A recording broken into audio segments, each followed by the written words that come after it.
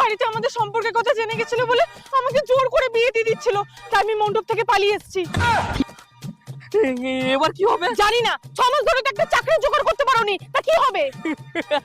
এই ব্যাপার, আমি তো 2 মিনিটে চাকরি জোগাড় করে নেব।